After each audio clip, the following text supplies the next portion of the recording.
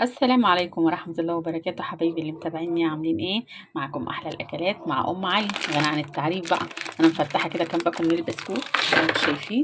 هنعمل بيه فيديو كده ظريف وحلو. طبعا انا عندي كذا باكو من البسكوت يا جماعه، قلت اجمعهم كده. هو ده بسكوت ايه؟ بسكوت المدرسه. زي ما انتم شايفين ده بسكوت المدرسه، الاولاد بيستلموه من المدرسه. بس اعمل ايه بقى؟ مدوخني في اكله وكده، قلت انا بستغل اعمل بيه فيديو جميل كده. هيبقى طبعا فيديو ظريف جدا. ده البسكوت اللي هو برضه اهوت محشي بالساده. بسكوت بقى قلنا ايه نعملهم ايه بدل ما هم مش راضي ياكلوا. قلت هعمله لهم باختراع حلو قوي كده، حاجه لذيذه ياكلوها يعني. هعمله لهم بالشوكولاته وكده. هحط فيه حبه شوكولاته وهوريكم هعمل البسكوت ده ازاي بطريقه سهله قوي وحلوه قوي، هتعجبكم والاولاد هيفرحوا بيها. حد عندك تقدموا له منه مفيش مشكله. عندي هنا جوز الهند، هحمره على النار، مش هخليه ابيض كده اهوت. هدي اللون اللي هو ايه، مصفر يعني، اللون اللي زي لون البسكوت ده كده. ماشي، هفضي بس كميه البسكوت وهكسره كله تكسير، تكسير جامد كده، هو تفرفته خالص. وامسكوا بقى، هحط عليه الشوكولاته وهوريكم هعمل ايه. نزلت الكميه كلها اهي اهي، كل ده هيتكسر في بعض كده اهوت.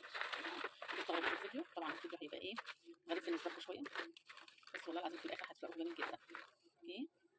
طبعا بقى البسكوت اللي محيرنا بتاع المدرسه، قلت لكم عملت فيه ايه. بصوا جوز الهند اديتها ايه، لفه على النار كده اهوت، يعني ايه، اديتها لون كده بسيط. ماشي عشان ما تبقاش بيضه. المهم دلوقتي هركنها على جنب تبرد. البسكوت بفرفت فيه على قد ما بقدر، ولسه هكسر فيه كمان زي ما انتم شايفين كده اهوت. ماشي، ضفته كله على بعضه وكسرت. الشوكولاته بتاعتي دهيت هضيفها كلها عليه دلوقتي. ماشي، عشان مش ماسكه بايد واحده وكده. ف هحاول بقى انزل الشوكولاته على البسكوت وادعك كله ببعضه، بحيث ايه الم الشوكولاته تلمي لي البسكوت، ما يبقاش مفرول كده. انا هنعمه عن كده كمان. ماشي، ومستحب يا سلام لو تحطيه فيه، بس لما يبقى فيه خرفشه كده شويه، يبقى خشن حبه كده، احلى ما تحطيه في الكبه تنعميه قوي. ماشي. البسكوت ده طبعا بقى ايه، العيال بيتأمروا عليه، قلت لازم ايه اعمل لهم مفاجاه كده، ايه قاعدين بيتفرجوا على الماتش، فقلت بقى اما اعمل لهم ايه حاجه حلوه كده هم قاعدين. اوكي، هرجع لكم حالا. وصلت اللون بتاعي ايه. بصوا انا عجنتها كده اهوت زي ما انتم شايفين اهي بالشوكولاته، واديتها معلقه كاكاو خام عندي بمحبه لبن كده صغيرين عشان يعملوا معايا البسكوت يلين شويه، بحيث يديكي ايه اللون، تبقى طريه كده وحلوه في الاكل.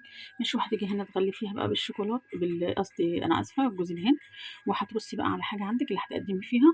ما شاء الله سهله جدا وجميله جدا. انا مخليه البسكوت ايه مش جايب دوب قوي، يعني في ايه تقرميشه كده ها.